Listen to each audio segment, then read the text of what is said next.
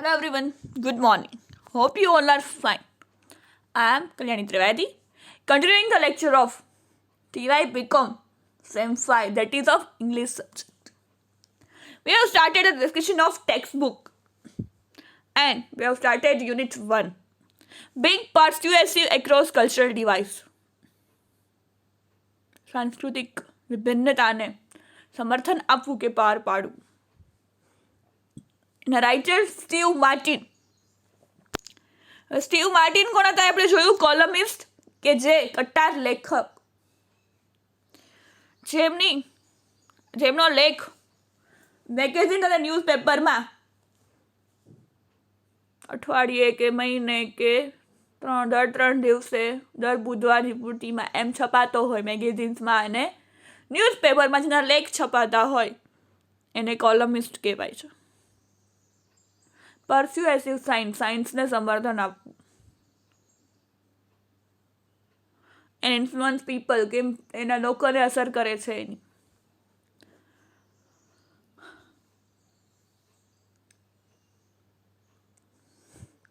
Steve Martin કેમાં લખે છે તો કે હાર્વર્ડ બિઝનેસ રિવ્યુ નામના એક મેગેઝિન કે ન્યૂઝપેપર હશે એમાં, અને બ્રિટિશ એરવેઝ જે મેગેઝિન ફ્લાઇટમાં હોય છે એમાં એમની કોલમ છપાઈ છે. He has co-authored best-selling titles such as 50 Secrets from the Science of Persuasion and Small Changes that Spark Big Influence. આવા ટાઇટલ એમને બેસ્ટ સેલિંગ ટાઇટલ મળેલું છે. He also teaches as a guest lecturer, આપણે કાલે પણ વાત થઈ હતી, એટ લંડન બિઝનેસ સ્કૂલમાં ગેસ્ટ લેક્ચરર તરીકે અને યુનિવર્સિટી ઓફ કેમ્બ્રિજમાં પણ ગેસ્ટ લેક્ચરર તરીકે એમને બોલાવે છે. પછી જોયું હતું ટેક્સ્ટ વિશે. The cornerstone of any business is building strong interpersonal relationship. લોકો સાથે રિલેશન બાંધવા, કોઈ પણ બિઝનેસ કરતાં પહેલાં લોકો સાથે સારો સંબંધ બાંધવો, વિશ્વાસ બેસાડવો એક જરૂરી છે. વિથ ગ્લોબલાઇઝેશન, જે વૈશ્વિક સ્તરે બિઝનેસ ચાલે છે, even small business can now cater to multinational and multicultural markets. નાનો બિઝનેસ પણ આપણે એને મોટી માર્કેટ સુધી, મોટી વિશ્વ સ્તરે, રાજ્ય સ્તરે અને બીજા દેશ સુધી લઈ જઈ શકીએ છીએ. They require having an open mind and willingness to understand the culture and preference of your customers and partners. એમાં શું જરૂરી છે? ઓપન માઇન્ડેડ, એટલે એવા મુક્ત વિચારો કે તમે કોઈપણનું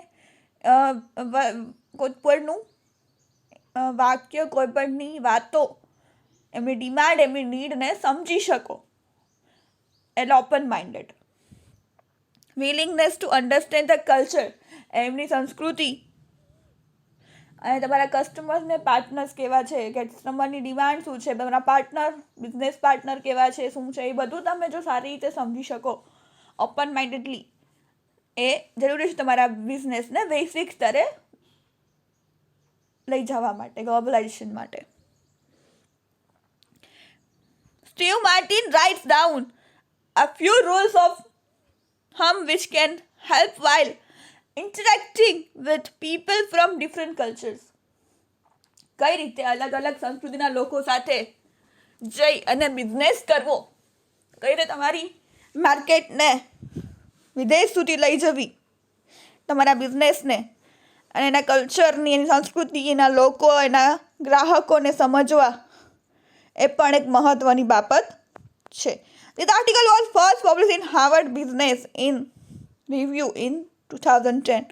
2010માં આ આર્ટિકલ જે આપણે અત્યારે યુનિટ 1માં છે, હાર્વર્ડ બિઝનેસ રિવ્યુમાં પબ્લિશ થયેલો હતો 2010માં પહેલી વાર.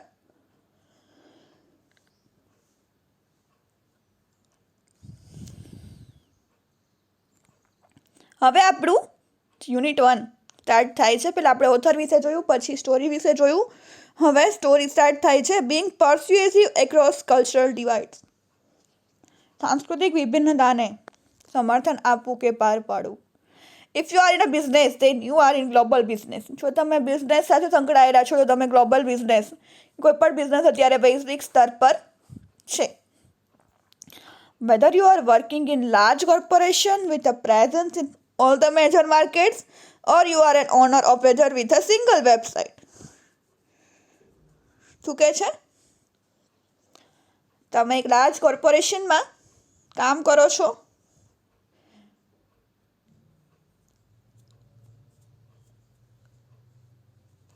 જેની સાથે ઘણી બધી માર્કેટ્સ જોડાયેલી છે, કે તમે તમારો પોતાનો બિઝનેસ છે અને સિંગલ વેબસાઇટ સાથે, એટલે કે તમારે પોતાનો હોય તો આપણી એક જ કંપનીનું હોય નામ, તો કહે છે કે સિંગલ વેબસાઇટ સાથે કામ કરો છો. It is likely that your communications will reach people from a wide variety of cultural origins. આપણે અત્યારે વિદેશની ઘણી કંપનીઓ, વિદેશની પ્રોડક્ટ્સ આપણને નામ ખબર હોય છે. We can search from Google, YouTube, આપણને બધી માહિતી મળે છે. આપણે પ્રોડક્ટ્સ મંગાવી પણ શકીએ છીએ. તો કે છે એ રીતે કે તમારી કોમ્યુનિકેશન, તમારો business will reach people from a wide variety of cultural and origins. ક્યાં લોકો સુધી, અલગ અલગ સંસ્કૃતિ, અલગ અલગ જગ્યાએ રહેતા લોકો સુધી તમારું શું કહેવાય, ઇન્ફોર્મેશન, માહિતી તમારા બિઝનેસની સાઇટ્સ અને ગ્લોબલાઇઝેશન દ્વારા એ પહોંચે છે તમારા સુધી. Thus, cultural consideration make understanding consumer decision making and behavior even more complex and challenging. શું કહે છે? કલ્ચરલ કન્સિડરેશન્સ, અલગ અલગ સંસ્કૃતિ, અલગ અલગ ડિમાન્ડ, અલગ અલગ product, make understanding consumer decision, કઈ રીતે કયો નિર્ણય લેવો, કઈ પ્રોડક્ટનું અહીંયા પ્રોડક્શન કરવું, and behaviour even more complex and challenging, એ લોકોને સમજવા, ત્યાં રહીને બિઝનેસ કરવો ગ્લોબલ લેવલે, એ સંસ્કૃતિ, એના બિહેવિયર, એમની લેંગ્વેજ, એમની ડિમાન્ડને સમજવી એ પણ જરૂરી છે, ચેલેન્જિંગ છે, જટિલ અને ચેલેન્જિંગ છે કે એમને સમજવી, એના ડિમાન્ડ સમજવા. એ લોકોને અહીંયા જે ફેર એન્ડ લવલી ચાલતી હોય તો અહીંયા ફેર એન્ડ લવલી ન પણ ચાલતી હોય, જે ડિમાન્ડ અહીંયા ઇન્ડિયામાં જે પ્રોડક્ટની છે ત્યાં ન પણ હોય, ત્યાં બધા કોસ્મેટિકની પાછળ એટલા ગાંડા ન પણ હોય. એટલે કે છે કે ત્યાંના કલ્ચર, એની સંસ્કૃતિ, એમનું બિહેવિયર, એમની લેંગ્વેજ, એમની ડિમાન્ડ, કસ્ટમરનું માઇન્ડ, એમની ડિમાન્ડ શું છે, એ લોકોને કઈ વસ્તુઓ જોઈએ છે એ સમજવું એક જટિલ અને ચેલેન્જિંગ કાર્ય છે. Fortunately, social scientists who study cross-cultural communication have uncovered some helpful rules of thumb for effectively communicating and persuading others from cultural different to our own. શું કહે છે? સોશિયલ સાયન્ટિસ્ટ એટલે કે સામાજિક વિજ્ઞાન ના જે છે વૈજ્ઞાનિકો, સમાજશાસ્ત્રીઓ, who study cross-cultural communication, cross-culture, કે આ કલ્ચરમાં આ છે ને આ કલ્ચર, ક્રોસ કલ્ચર, સામેના બે કલ્ચરની કમ્પેરેટિવ સ્ટડી, એના અનકવર્ડ સમ હેલ્પફુલ રૂલ્સ. એણે શું કર્યું છે? અમુક રૂલ્સ, નિયમો બહાર પાડ્યા છે કે આવી રીતે ક્રોસ કલ્ચરમાં તમારે કામ કરવું હોય તો આ રીતે ના નિયમો ધ્યાનમાં રાખવા પડે. ફોર ઇફેક્ટિવ કોમ્યુનિકેટિંગ, એ લોકો સાથે કોમ્યુનિકેટ કરવા માટે cultures difference to our on, આપણા કલ્ચરની તદ્દન ડિફરન્ટ કલ્ચરના લોકો સાથે કેમ કોમ્યુનિકેટ કરવું, કેમ એને સમજવા, કેમ એની સાથે ડીલ કરવું, એના અમુક રૂલ્સ સામાજિક વિજ્ઞાન, સમાજશાસ્ત્રીઓ જે કહેવાય છે, જેમણે એના પર કામ કર્યું છે. સોશિયલ સાયન્ટિસ્ટ એટલે કે સમાજશાસ્ત્રીઓ જેણે એના પર ઘણું બધું કામ કર્યું છે, એ લોકોએ અમુક રૂલ્સ બહાર પાડ્યા છે. Some of these models rely on broad generalization and therefore it is important not to stereotype. શું કહે છે? Some of these models જે એમણે રિસર્ચ કરીને જે માહિતી બહાર, જે રૂલ્સ ને જે તારણ લઈ આવ્યા છે, એ લોકો જે ડિસ્કશન કર્યું છે, એન્ડ બ્રોડ જનરલાઇઝેશન, કે ભાઈ એના પણ મેં જે રૂલ્સ રેગ્યુલેશન બનાવ્યા છે એના પર તારણ કાઢે, એના પરથી પણ કે આટલા લોકોનું સર્વે કર્યું, એટલા પાસેથી માહિતી મેળવી, તો એનું તારણ કાઢે, જનરલાઇઝેશન કરે. And therefore it is important not to stereotype. એમાં સ્ટીરિયોટાઇપની કંઈ મહત્વ નથી. However, the models can still be a valuable starting point to help you approach your diverse customer base more effectively. શું કહે છે? The models can still be valuable. જે models બનાવ્યા છે, જે આ સમાજશાસ્ત્રીઓએ,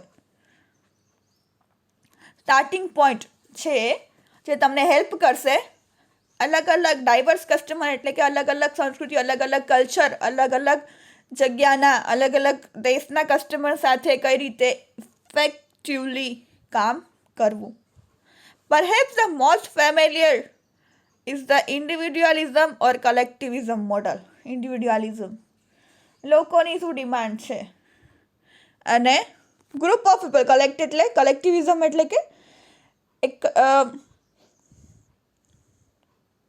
ગ્રુપ ઓફ પીપલ, કલેક્શન એટલે કે ભાઈ ગ્રુપ ઓફ પીપલ, એટલે ગ્રાહકની શું ડિમાન્ડ છે, અને ગ્રાહકો ઘણા બધા, એ આખા જગ્યાની શું ડિમાન્ડ છે કઈ, એ જોવું એ જરૂરી છે. Primarily individual focus culture such as the US, Canada and United Kingdom people tend to value their independence and focus on furthering their own personal goals. શું કહે છે?